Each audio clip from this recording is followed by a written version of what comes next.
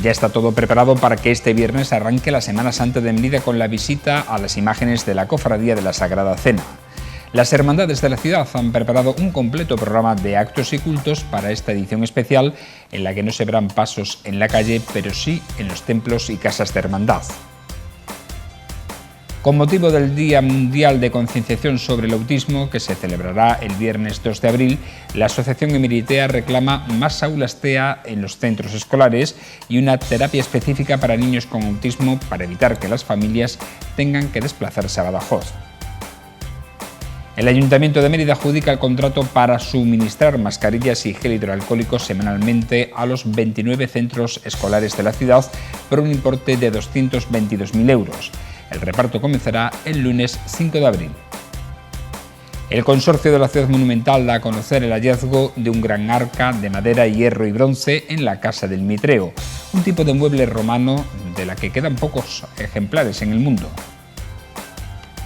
El buen tiempo estará presente en la jornada de este jueves, en la que suben las temperaturas mínimas y se mantienen las máximas.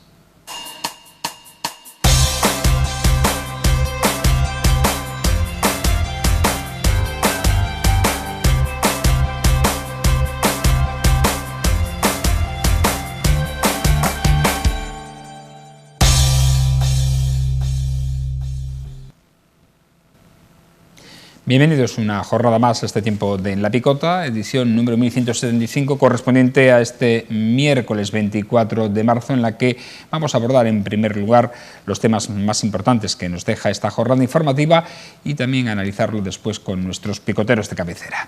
Comenzamos hablando de la Semana Santa, porque este año precisamente se celebra la Semana Santa y en la capital extremeña arranca este Viernes de Dolores con la posibilidad de visitar las imágenes que se expondrán en la Casa de Hermandad de la Cofradía de la Sagrada Cena y Nuestra Señora del Patrocinio. Cada año tiene su Semana Santa particular y este año el matiz que tiene es que vamos a hacer unos cultos especiales en nuestra Casa de Hermandad. Para ello hemos hecho un montaje de los dos pasos de Cristo y de Virgen en lo que son la dependencia de la Casa de Hermandad, y en vez de dejarlo a la altura suya de 2 metros, lo hemos dejado a 50 centímetros para poder ver todos los detalles. Un magnífico apostolado, gran imagen que es el Jesús del Amor. La Virgen, vamos a poder contemplar muchos detalles de la Virgen, como son la peana, que es la gran desconocida de la Semana Santa, la candelería más de cerca, incluso detalles del vestido que lleva puesto.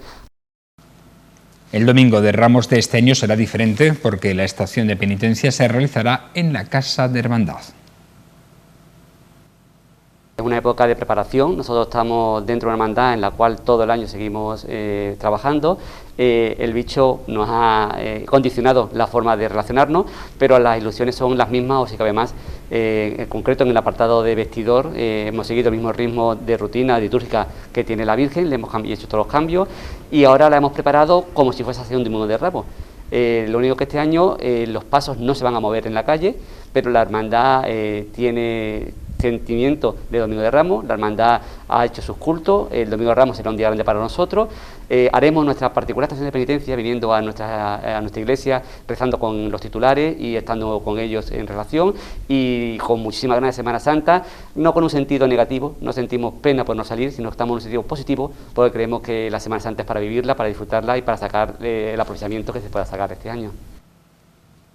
Este año la Sagrada Cena ha restaurado las imágenes de los apóstoles Santiago y San Bartolomé, gracias al programa municipal que puso en marcha el Ayuntamiento de la ciudad hace unos años para conservar la imaginería de las hermandades. El patrimonio hay que conservarlo y 2 de los apóstoles son los que se han conservado. El año que viene seguramente haya que seguir viendo alguno de ellos porque ya son muchos años lo que han pasado, ya hay que ir retocándolo un poco y sobre todo muchísima ilusión del estreno del año que viene del palio. Está todo ya encaminado al palio poder estrenar en la calle. De broma decimos que parece que desde que ella supo que tenía palio hasta que el palio no esté completo no va a salir. Entonces bueno, esa es una pequeña cosilla que tenemos en la hermandad y entonces que haya Domingo de Ramos está en parte en nuestra mano. El confinamiento y los efectos derivados de la pandemia han causado trastornos en la alimentación y el sueño de los niños con autismo. Un problema que se añade a los propios de esta afección relacionada con el desarrollo del cerebro que aparece antes de los 3 años de edad. Así nos lo cuenta la presidenta de Emeritea, la Asociación de Familias del Trastorno del Espectro Autista de Mérida. Horrible porque de repente pasamos del 100% a cero. Cero terapias, cero educación, que sí, era a distancia, pero con los niños nuestros es muy complicado seguir una clase online. Tampoco teníamos medios y bueno, ha sido muy difícil. Y muchos de ellos están acusando trastornos que no tenían antes asociados a la pandemia, como lo que es el sueño, la alimentación y necesitan ayuda psicológica, de hecho, a raíz del confinamiento. Las familias de niños con autismo demandan más aulas TEA en centros escolares y el desarrollo de una terapia específica en Mérida, ya que son muchas las familias que tienen que ir a Badajoz para recibirlas. Desde Meridea, la principal es terapia específica de autismo en Mérida. La experiencia nos ha demostrado que las terapias que hemos recibido anteriormente no tienen nada que ver con una terapia específica de autismo. ¿Qué pasa? Que la mayoría de las familias, se puede decir casi la mitad de la asociación, tenemos que ir a Badajoz 1, 2 o 3 días en semana para que los hijos reciban terapia. Y bueno, y en educación, por supuesto, necesitamos la creación de más aulas TEA, que solamente hay una en Mérida. Una que se abrió y se cerró, porque ya no caben más niños, solamente 6 niños. Entonces necesitamos más aulas en más colegios y en institutos en educación secundaria, que no hay ninguna tampoco. Hay gente de Mirandilla, de Almendralejo, o sea, un radio de unos 25 kilómetros aproximadamente, que fue el estudio que hicimos. En Mérida hace 2 o 3 años había más de 50 que estaban recibiendo terapia en plena inclusión y en Down Mérida. El próximo viernes 2 de abril se conmemora el Día Mundial de Concienciación sobre el Autismo y para celebrarlo Mérida y sus monumentos se iluminarán de azul. Además, desde Meritea también solicitan que las tiendas y los balcones se vistan de este color. El año pasado ya teníamos la fiesta organizada para el día de abril, desgraciadamente llegó el confinamiento y se nos ocurrió hacerlo de forma virtual, que la gente decorara sus balcones, y queremos hacer lo mismo, o sea, que sea una fiesta virtual, que la gente decore no solo sus balcones, ahora ya hay negocios abiertos, restaurantes, o sea, que Mérida se viste de azul, no solamente sus monumentos, sino todo Mérida. La Junta Local de Gobierno ha adjudicado este miércoles el contrato para el suministro de mascarillas y gel hidroalcohólico que serán entregados semanalmente a los centros escolares públicos y concertados de la ciudad de Mérida. El importe de este segundo contrato que licita el Ayuntamiento durante esta pandemia asciende a 222.040 euros, IVA incluido, y ha sido adjudicado a la Unión Temporal de Empresas formada por Trazos Soluciones Gráficas e IGRAEX. A partir del lunes 5 de abril se repartirán 382.000 mascarillas y el mismo número de sobres monodosis de gel hidroalcohólico mediante kits semanales entre los 29 colegios e institutos de la capital extremeña, que a su vez lo distribuirán a los 9.220 alumnos de infantil, primaria y secundaria. El Consorcio de la Ciudad Monumental de Mérida ha informado en su página de Facebook de la extracción de un arca ferrata en la Casa del Mitreo, situado junto a la Plaza de Toros. El hallazgo se ha producido en una de las dependencias de este monumento y se trata de un mueble de madera, hierro y bronce de casi 3 metros de largo por 1,5 de ancho y medio metro de altura, con mucha decoración y mecanismos de cierre para evitar robos. Este gran arcón servía para almacenar objetos, vestimentas y caudales de los propietarios del inmueble, y los técnicos de esta entidad estiman que este arca sufrió un aplastamiento tras el derrumbe de la Casa del Mitreo durante un incendio ocurrido en el siglo IV. La extracción ha sido bastante compleja y ha precisado de la intervención de una grúa para evitar causar daños a esta pieza tan valiosa de la que existen pocos ejemplares en el mundo. Este hallazgo viene a confirmar la extraordinaria riqueza que aún alberga el subsuelo de Mérida y del que queda mucho por descubrir. La jornada meteorológica de este jueves nos traerá de nuevo buen tiempo, con valores térmicos que sufrirán ligeros cambios durante la madrugada, pero que se mantendrán durante el día. Disfrutaremos de cielo poco nuboso despejado, aunque no se descartan brumas y algunos bancos de niebla matinales. Las temperaturas mínimas en ligero ascenso y máximas sin cambios, por lo que los termómetros marcarán durante la noche 4 grados en Mérida y 6 grados en Almendralejo, y subirán hasta los 23 grados en ambas ciudades.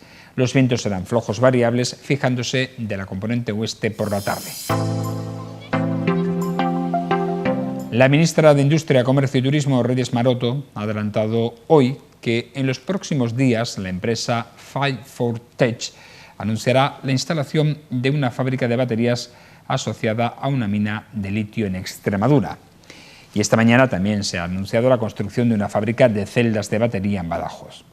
Por fin tenemos una oportunidad industrial impulsada por un consorcio público-privado en el que participan el Estado, el grupo Volkswagen, SEAT e Iberdrola, que aterrizará en suelo extremeño.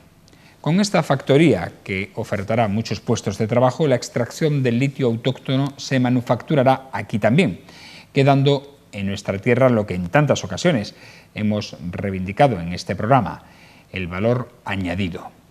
Se trata, pues, de una magnífica noticia que espero se confirme por la promotora en los próximos días, al igual que espero el respaldo de la ciudadanía de Cáceres, donde recalará este proyecto y no se rechace, porque de lo contrario entraremos en el eterno bucle endémico extremeño, que por una parte acusa el victimismo de reclamar un mayor peso industrial en la región y al mismo tiempo otros se oponen al desarrollo de este tipo de proyectos. Buenas noches. Comenzamos a desarrollar el tema que precisamente hemos tocado hoy en la editorial sobre los proyectos industriales que se van a abordar próximamente, o anunciados al menos en la jornada de hoy, tanto en las ciudades de Badajoz como en la de Cáceres. El consorcio público-privado del Estado, el grupo Volkswagen, SEAT e Iberdrola, con la fábrica de cátodos en Cáceres asociada a la mina de litio, y por otra parte un proyecto, una iniciativa también privada en la capital pacense. Concretamente se trata de una fábrica de celdas de baterías que iría en el nuevo desarrollo logístico de esa ciudad. Pero antes déjenme que les presente a quienes nos van a acompañar para analizar estos temas en este miércoles del mes de marzo, 24 concretamente. Domingo Hidalgo, ¿cómo está? Buenas noches. Paz y bien, pues estupendamente. Uno sale llorado de casa y ya está. Gloria bendita. Nunca mejor dicho lo de llorado. Yo al menos con la alergia sí que lloro. Aquí con un poquito de más presión y un poquito de más imposición, de menos libertades, y constatar que la gente está ya harta. La gente está muy harta de tanta mentira. Ahora hablaremos de ello. Antonio Vélez, ¿cómo estás? Buenas noches. Bueno, pues a pesar de todas las tensiones, la primavera explota. Lo que hace falta es que ahora en abril llueva, porque la agricultura es un factor básico en Extremadura. Y hace ¿Qué falta, te voy a decir a ti, que eres de tierra de barros? Sí, es cierto. Así es que... Por cierto, ¿te has vacunado ya? ¿O te han llamado para vacunarte? No tengo vías alternativas. No tengo vías alternativas. No me he vacunado. Ya veremos cuándo. No eres un vacunajeta, ¿no? Como lo llaman. No. A los que se adelantan. Esto es un problema europeo serio, ¿eh? Yo creo que ahí sí que tenía que haber existido una voluntad pública de tener laboratorios públicos y de no registrar la vacuna. La vacuna debe ser un avance universal y no estar sujeta a movimientos economicistas ni beneficios. No, Europa lo ha hecho. Esto es una tragedia. Sinceramente, Europa, la contratación la ha hecho muy mal. La han cogido, perdón por la expresión, eso. Porque hasta el Reino Unido, en pleno Brexit, lo está haciendo mucho mejor. Y si no estuviéramos en Europa sería peor que la Unión Europea. Que está acreditando que muchas de las cosas de la Unión Europea son muchas milongas y que no son tan perfectos. Y que esto de que hay una Unión Europea, por lo menos para las restricciones de las libertades y de hacer mal las cosas, son números uno. Eso sí es verdad, ¿eh? Porque es un poco lamentable lo que está sucediendo. Pues, Domingo, si eso es así, yo no lo creo, habría que hacer un esfuerzo porque Europa fuera una realidad política, económica, impositiva, ojalá, fiscal, etcétera. ¿Por qué? Porque lo que se está viendo en el mundo en estos momentos son las potencias emergentes, especialmente China, tremendamente difíciles desde un punto de vista, complicadas desde un punto de vista democrático, porque en China no hay democracia. No, claro. Es una auténtica dictadura comunista. Hoy leía precisamente a la que aspiran algunos dirigentes de pues por eso a Europa le hace que se ha perdido una oportunidad precisamente con este tema de las gestiones de las vacunas, que es el primer contrato, megacontrato que hace la Unión como tal para todos los países, que se ha perdido una gran oportunidad porque de haberlo hecho bien hubiera supuesto una unión de facto como la que tienen Estados Unidos de América. Yo creo que si pudiera rebobinar, yo creo que aquí han ido muy despacio, lamentablemente. Hay hechos históricos en el mundo sobre vacunas que no se registraron y que fueron del dominio universal. Obviamente ese tema se tiene que haber hecho exactamente igual. Y a través de vías públicas, claro. ¿Por qué no permiten que vacunen las múltiples? Por ejemplo, no permiten que vacunen las farmacias. O las Y grandes después, empresas. sin embargo, Y las toman. grandes empresas que se han ofrecido también a Claro, vacunar a sus empleados. Claro, como Mercadona y como tantas otras. ¿Por qué, sin embargo, no nos permiten ahora en Semana Santa, en esta época de pasión y resurrección, por qué no nos permiten salir? Y sin embargo, permiten que vengan los extranjeros, que me parece muy bien que vengan, pero lo dije la última semana que tuvimos la dicha de estar aquí los tres juntos, y es, nosotros tres estando aquí, y si nos vamos a comer, no vamos a comer exactamente igual en Cádiz, en Sevilla, que en Madrid, no nos vamos a saber comportar, o nos vamos a comportar igual de mal o de bien, o sea que no tiene sentido. Ojalá la vacuna que En fin. está investigando muy avanzada y con mucha más entidad, supuestamente lo que yo he leído y he escuchado, de gente que se ha quedado del CSIC, del Consejo Superior de Investigaciones Científicas, fuera una realidad pronta. Va a tardar, Antonio, va a tardar al menos va a tardar un año. más. Pero, al menos un año. Ahora, va a ser la más efectiva de todas. Pero ahí se ha Parece abandonado ser. esa La investigación. ese atarse a un elemento de interés general por la vía pública, y yo pienso que efectivamente Europa se está dando cuenta, los gestores europeos, de que ahí han ido muy de pardillo. Si pudieran rebobinar lo harían, porque no creo que hubiera mala voluntad, simplemente ha habido un engaño y ha habido una especulación pura y dura, y obviar, eludir lo que tenía que haber sido una realidad. Es decir, que los avances científicos tenían que haberse convertido, y además con la respuesta, con la cobertura económica de Europa, en un elemento universal, no registrado. Bueno, vamos al tema con el que vamos a comenzar, que es los anuncios que hoy se han realizado y que han protagonizado la jornada informativa de la Comunidad Autónoma de Extremadura, porque se han anunciado, por una parte, la ministra de Industria, Comercio y Turismo, Reyes Maroto, que estuvo hace un par de semanas y ya adelantó que Extremadura tenía posibilidades. También es cierto que hizo lo mismo en Aragón, que lo visitó recientemente esta semana, que también aspiraba a tener esa gran factoría de baterías para automóviles. Pues se confirma, o ha adelantado al menos, que Cáceres será el lugar donde se instale esta megafactoría del consorcio público-privado, que lideran por una parte el Estado y por otra parte el grupo industrial Volkswagen, SEAT y Iberdrola. También se ha anunciado hoy desde la Junta de Extremadura que se va a dar vía libre al proyecto que han presentado una iniciativa privada pacense en esa ciudad, en este caso de celdas de baterías. Y con estos dos proyectos, ha dicho el presidente de la Junta, que Extremadura va a liderar ese proyecto integral de almacenamiento energético de Europa. Dice que es la única región que va a contar con un yacimiento de litio en las Navas del Cañaveral, en Cáceres, y donde se va a montar un proceso de transformación de este material, además de la reapertura de la mina de Agua Blanca. Antonio. Yo este tema creo que es bastante más complejo de lo que se intenta simplificar. Incluso en las declaraciones que ha hecho Monago acusando a la Junta de no haber operado en ese aspecto, yo creo que, con todo mi respeto personal, dentro de cuestiones desde el punto de vista político, yo creo que ahí se equivoca, porque el problema que tiene Extremadura no es un problema que surja ahora. Él no lo arregló, no podía arreglarlo, porque Extremadura tiene un problema histórico, infraestructural, derivado de una serie de acontecimientos históricos, la reconquista tardía, la desamortización, una serie de cuestiones que ha implicado que los bienes de producción, las propiedades estuvieran en pocas manos. Lamentablemente, esta es una realidad que no ocurría en Valencia, donde don Jaime I, el Conquistador, estableció otro modelo en Aragón. Pero quiero decir que, obviando las cuestiones históricas, aquí hay una realidad. Extremadura tiene que avanzar porque en el momento que estamos no se puede centralizar todo en el sector terciario. Y en ese sentido, valga el paréntesis, Mérida tiene que poner encima de la mesa su empuje, porque Mérida es el centro de comunicaciones.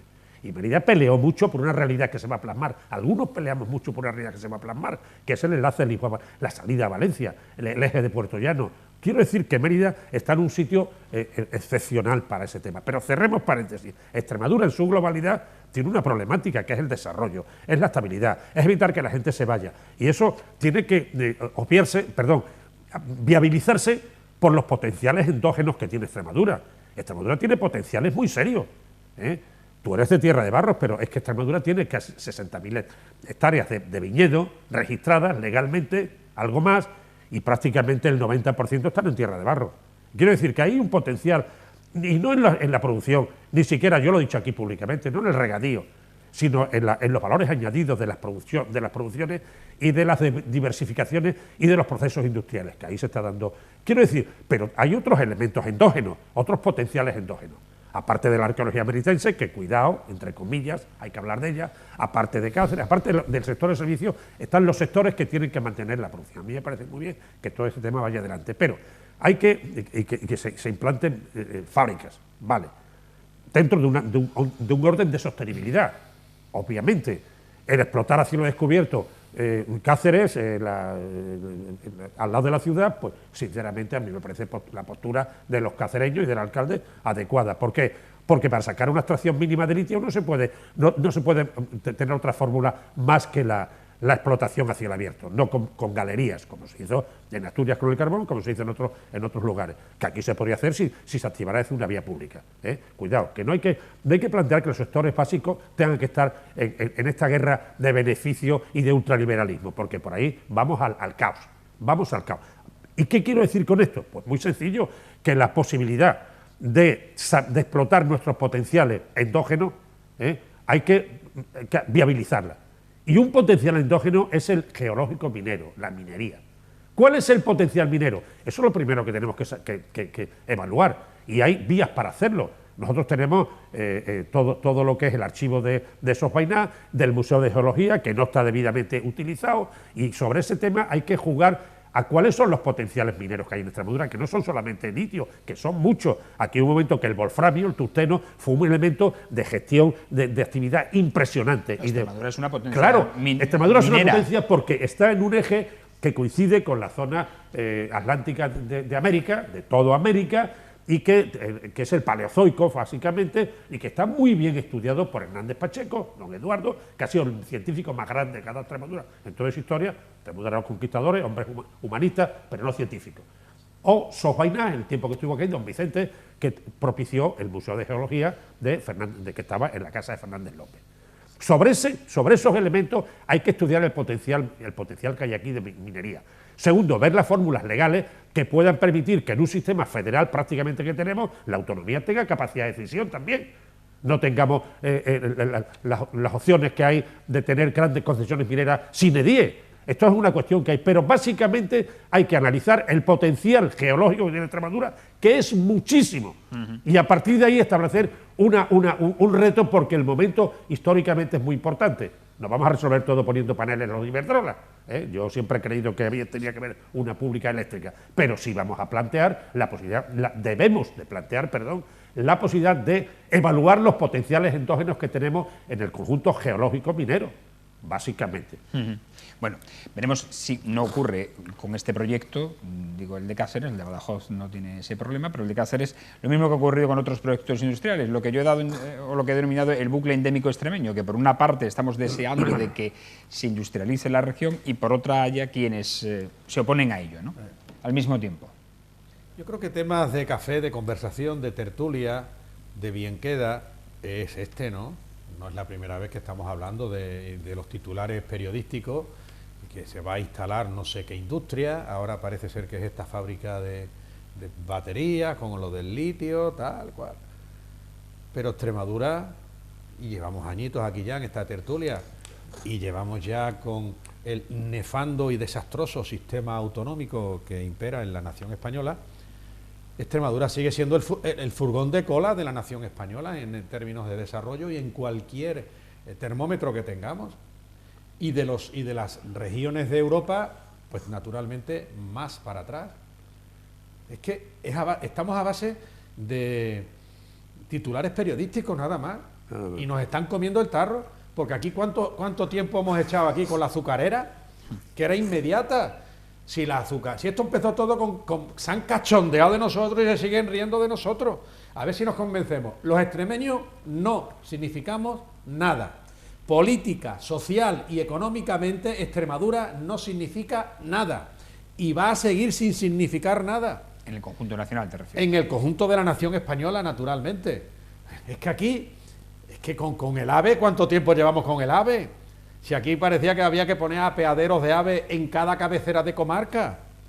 No hablamos ya del tema de mercancía y las brillantes lecciones que siempre nos ha dado el alcalde Antonio con el tema del transporte por ferrocarril. Otra de nuestras asignaturas pendientes, la Nacional 430. O sea, aquí los gabinetes de prensa se están hinchando, pero los que se van a hinchar sobre todo van a ser estas grandes empresas, pseudopúblicas, pseudoprivadas, a base de subvenciones, con los cientos de miles de millones que van a venir de Europa al pairo. Y además siempre hay que poner que tienen que ser para proyectos resilientes, inclusivos, contra el cambio climático y la última tontería verbal que se nos ocurra, que queda muy bien porque hay que ser muy progre. Y además, si viene apoyado por el tema de la LGTB, pues todavía mucho mejor, ¿no? No sé qué eso tiene que ver con la economía. Entonces, aquí nos están dando esta noticia, ¿para qué? Para quedarse otra vez con nosotros.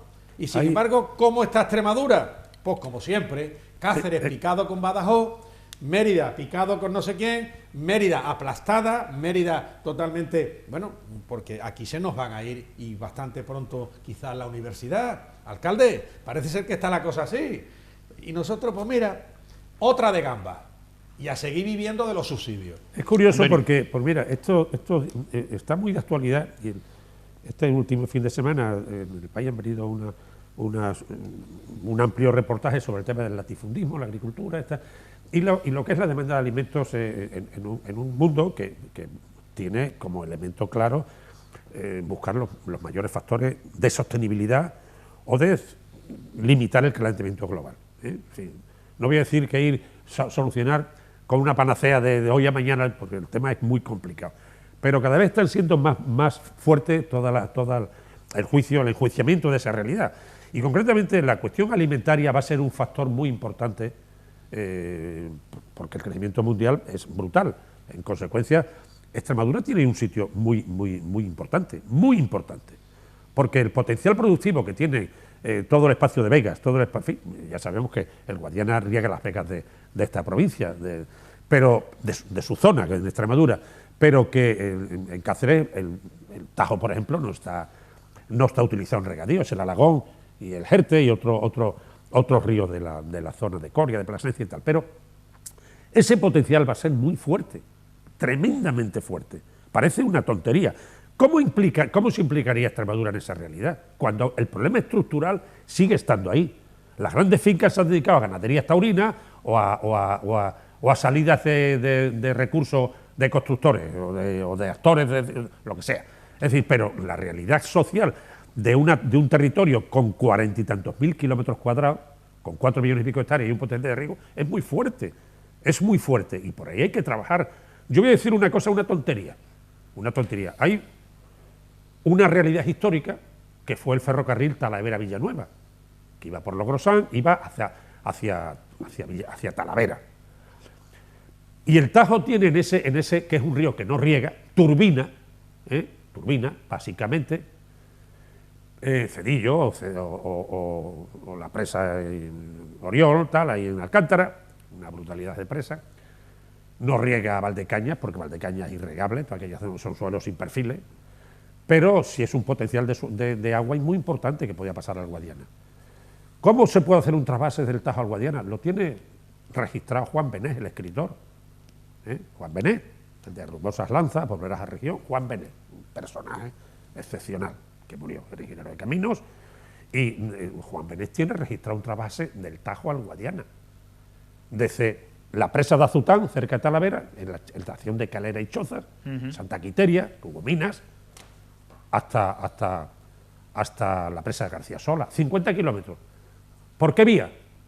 Por los viaductos del viejo ferrocarril de Talavera a Villanueva, el de Guadalupe, el de Azután, todas esas vías, y entraba con una tubería de 6 metros de diámetro, 600 hectómetros año al Guadiana. ¿Eso qué permitiría? Mucha más tranquilidad en aumentar los riegos, por ejemplo, los riegos de la zona de Mérida, y garantizar, porque la zona regable siempre tiene más entidad que la zona no regable. Yo pienso que regar leñoso en Almendralejo es un error, yo lo pienso. lo pienso. En todo caso, riesgos de apoyo, porque el viñedo regar el viñedo es un error. Pero, volviendo al hilo, no entra en esa discusión.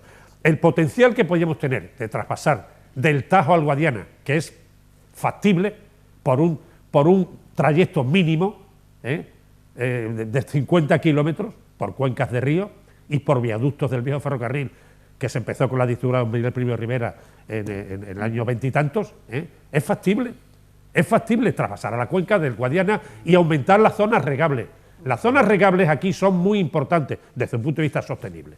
Eso es economía. Y eso tienen que saber los políticos, saber esas realidades. Como cuando decía antes, inventariar el potencial geológico minero que hay en Extremadura, que es muy poderoso. Igual nos llevaríamos muchas sorpresas. Aquí se explotó el wolframio, aquí se vinieron los de la Europa del Mediterráneo oriental, vinieron a por casiteritas, a por estaño. O sea, eso es quizás la historia más importante que en Extremadura en todo su trayecto histórico, el bronce final. Estúdiese, dátese. Aquí venían por vía terrestre desde la costa valenciana y se explotaron incluso de forma subrepticia, de forma secreta, la sierra de San Cristóbal de Logrosán. ¿Para qué? Para extraer estaño, casiterita, estaño. Ha quedado muy claro tu postura. Domingo. La economía, aparte de las grandes declaraciones, aquí existe una realidad económica que está empezando a desintegrarse. La lástima es que el alquiler al que están sometidos los grandes medios de comunicación de masas, pues no lo dicen. Aquí, y parece que lo que no se cuenta es lo que pues no ocurre. El Banco de España acaba de revisar las previsiones de este gobierno que está rompiendo las libertades de los españoles, este gobierno social comunista, y el Banco de España, a través de su presidente o director, ha echado, su gabinete de estudios ha echado por abajo las previsiones del gobierno de la nación. Aquí hay un paro ya real de más de 6 millones de personas, reales. Porque los que están en ERTE, realmente la gran mayoría están en paro, van a acabar en paro. Aquí nos están cortando libertades. Y en vez de tomar medidas serias, lo que nos están acostumbrando es a vivir amedrentados con el miedo en el cuerpo. Porque yo me pregunto, ¿qué pasa con los autónomos? ¿Qué pasa con las cotizaciones de la Seguridad Social? ¿Por qué las autoridades no rebajan las cotizaciones? ¿Por qué no se bajan los impuestos? ¿Por qué? ¿Por qué no se da una facilidad laboral? Y dejemos de pensar en el subsidio y vayamos de una vez al trabajo. ¿Por qué no reconocemos que el sistema autonómico, y se está viendo con el virus chino, está haciendo aguas y no está funcionando a nivel sanitario? ¿Por qué se nos tienen con términos militares de toque de queda, prácticamente de arresto domiciliario, que no nos dejan salir de casa? Está la gente hartándose. Y además, los medios de comunicación se están preocupando mucho de señalar, cual si estuvieran deteniendo a terroristas, porque hay personas que se están reuniendo en sus casas y como son más de 4, más de 6, hay que tratarlos peor que a los terroristas. Este gobierno que está permitiendo legalmente que se proceda a la ocupación de las casas, lo está empujando, porque no lo persigue penalmente. Y hay una absoluta indefensión de la gente, del pueblo, de los normalitos. No, pero muy rápido, Antonio. Hay que buscar vías factibles. Estamos en una sociedad que es la que es, con unos potenciales de recursos importantes. Otra cosa es las circunstancias que hay ahora, pero que seguramente se ha desviado a unas vías que no son recomendables desde ningún punto de vista para el futuro, que es el basar todo en el ultraliberalismo. O sea, no puede ser. O sea, es decir, hay que plantear cómo lo público, el tema viviendas, por ejemplo, no se pueden estar vendiendo a fondos buitres, como se ha hecho en Madrid, regalando a fondos buitres unos paquetes de viviendas tremendas, porque las viviendas sociales, las viviendas de promoción pública son vitales en el sistema. No ese juego incluso de decir, el tema de alquileres para mí no es la solución, no es la panacea. Yo siempre he visto que las sociedades se han mantenido cuando el elemento más básico de subsistencia, de permanencia, es una vivienda, y que no te puede afectar un 30, un 40, un 50 o un 60% de tus ingresos, cuando esos ingresos muchas veces no son regulares, no son estables. Consecuentemente con ello, hay que plantear otras vías que permitan que o sea, no se puede decir lo que ha dicho la presidenta de Madrid con el juego hacia la campaña y tal, o comunismo, libertad. No, es mentira. Eso, fríamente, es una gran mentira. ¿Por qué? Yo no estoy hablando de puntos de política ni me voy a presentar mi historia, pero hay que decir que en un país con 33.000 y pico de renta de PIB per cápita disponible, hablar de revolución es una chorrada. Es imposible. ¿Comunismo? ¿Dónde está el comunismo? ¿Y dónde está? Eso es un error. Ahora, en la redistribución de recursos, desde una intervención pública, claro que sí. Y rebajar los impuestos no es la panacea. El problema es cómo se distribuyen y cómo una sociedad puede vivir con el conjunto de los recursos que plantean otros. Muchas cuestiones hay que hablar al respecto. Tema muy largo que el que podíamos abordar indudablemente, como el siguiente, que vamos a tener que dejarlo porque no nos da tiempo. Así que nos vamos con a quien corresponda muy rápidamente. Sí, muy rápidamente. Domingo. Vamos a ver. Yo voy a ir a pie de calle, precisamente gracias a la carencia de libertades, pues la gente sale cuando puede y como puede, y en los horarios que puede, ¿no?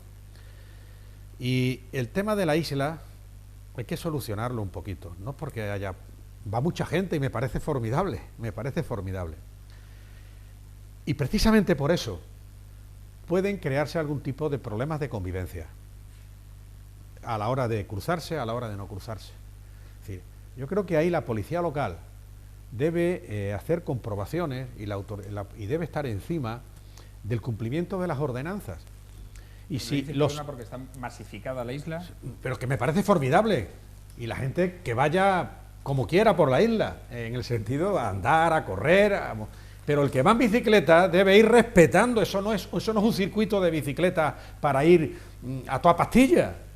Es que el que va con los perros no puede ir con los perros sueltos, porque además de ir contra el sentido común, va también contra las ordenanzas, y eso tiene que controlarse un poquito. A pie de calle también. Mérida está a oscuras, no hay luz eléctrica suficiente, las farolas están puestas para la calle, no para las personas, los acerados no están iluminados, están iluminadas las calzadas. Eso se ve sobre todo en las avenidas. Voy a poner un ejemplo, la zona de la Corchera. Y cada miércoles que tenga yo la oportunidad, voy a decir sitios de Mérida donde no hay luz, donde da miedo ir por la calle, porque lo que hay es penumbra, como la categoría de este gobierno, un gobierno en penumbra. Y termino en a quien corresponda. Turismo no está habiendo, no va a haber.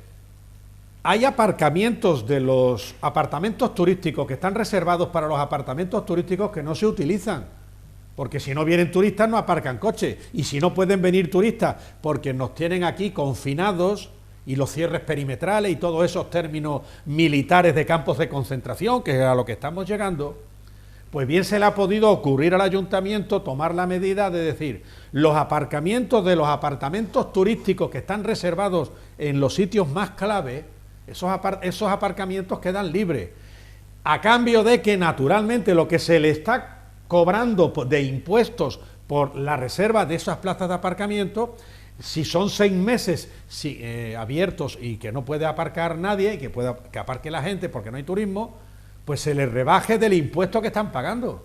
¿Por qué no se hace así? Pues es que no hay una cabeza pensante que se le pueda ocurrir, y es que a la oposición tampoco lo pueden pedir. O sea, que está prohibido presentarle a este alcalde cualquier tipo de solicitud, moción o pregunta. Antonio, no, yo creo que a quien corresponda. De esto vamos a salir, evidentemente. Pero hay que plantearse cuestiones fuertes respecto de lo que son las vocaciones de cada sitio. Es decir, a mí hay una cosa que me persigue y me entristece y me duele mucho. Lo digo desde un punto de vista al margen de ideología, al margen. Desde un punto de vista transversal. A mí la venta del silo me quita el sueño. Es decir, el silo tenía que ser público. Y lo digo abiertamente. ¿Por qué? Porque teniendo en Mérida el potencial arqueológico que tiene, ese gran almacén, ese baúl de recuerdos, de elementos. Ahora, el otro día ha salido en un yacimiento en Mérida, en la zona del Mitreo creo que ha sido, sí, un arcón de bronce y madera. Sí. Fantástico. Es decir, Mérida es un elemento que es increíble. El subsuelo de Mérida es el niño en los brazos del gigante que decía Larra, es un baúl de sorpresa. Y eso, aparte, es un juego de tremendo interés económico. Tremendo interés económico, porque al final la normalidad va a volver. estaremos jodidos, pasaremos un tiempo que perderemos, a los que somos ya muy mayores nos quitará parte de nuestra vida. Pero esto, evidentemente, la normalidad volverá. Y consecuentemente con ello, el deseo de viajar, de conocer, está ahí. Y Mérida, en ese aspecto, es uno de los yacimientos de Europa más grandes. Ahora se planteaba, digo, como soltar ahí una serie de ideas, fuerza a quien corresponda. Se planteaba el New Deal, el famoso planteamiento de Franklin Delano Roosevelt de salvar el problema. Dentro de las ayudas europeas, el New Deal, cultural. Mérida tiene ahí un potencial porque no puede estar enterrando los restos romanos. Lo que se ha hecho en Pedro María Plano es una vergüenza desde mi punto de vista. ¿Por qué? Porque el consorcio no tiene dinero. El consorcio no tiene capacidad de inscribir bienes a su nombre porque es la consecuencia de un encuentro de una serie de instituciones. Son las instituciones y los momentos históricos que se han hecho aquí con Ramón Mérida, en la transición, con UCD, con el PSOE, con el museo, son momentos históricos excepcionales. Si Romanano no hubiera torcido el brazo a los Pachecos, el Teatro Romano estaba bajo edificio. Consecuentemente con ello quiero decir que ese tema es muy importante y por eso me duele el suelo. Y Mérida tiene que jugar, el siglo, tiene que jugar en ese tema. Igual que el patrimonio. Y vamos a hablar de recursos locales. El patrimonio es un recurso fundamental. Si Mérida no hubiera tenido patrimonio, no hubiera podido traer la Academia de la Guardia Civil de Tráfico, que está ahí. ¿Por qué? Porque el patrimonio no se puede regalar en el Prado a 600 pesetas, a 1.000 pesetas el metro cuadrado, cuando valía a 25.000. Esas cosas han pasado. Han pasado, no, pero eso los tiene que defender el ayuntamiento y la población, porque las ciudades se defienden. Y Mérida tiene la obligación de defender. Mérida parece una ciudad muy feliz, pero Mérida tiene una problemática muy grave. Tú has hablado de universidad y sigo insistiendo en la universidad, pero sigo insistiendo en ese elemento, que son los dos grandes pilares que tiene Mérida. Son la nueva realidad geopolítica como capital y el tema patrimonial. En consecuencia hay que actuar sobre ellos y en consecuencia a quien corresponda el silo no puede estar en manos privadas. Hay que comprarlo, expropiarlo, negociarlo para interés arqueológico. Nos vamos, señores, no tenemos tiempo para más. Lástima porque es apasionante los temas que estamos tratando. Agradecer como siempre a nuestros picoteros hoy su análisis y su opinión. Gracias, Antonio Vélez. Ha sido un placer estar con vosotros. Siempre. Gracias, Domingo Hidalgo. Paz y bien, muchas gracias a ustedes. Y a ustedes agradecerles como siempre su atención, instándoles a que nos sigan en las redes sociales, recuerden, en Facebook, Twitter, YouTube e Instagram, quiero decir, además de la página web televisionextremeña.com, donde pueden ver programas como este y mantenerse informado de la actualidad, tanto de Mérida como de la región. Le instamos a una nueva edición de La Picota, será mañana en torno a las 10 menos 25 de la noche, en la TDT, en la tele y también en esas plataformas. Hasta entonces, buenas noches y sean felices.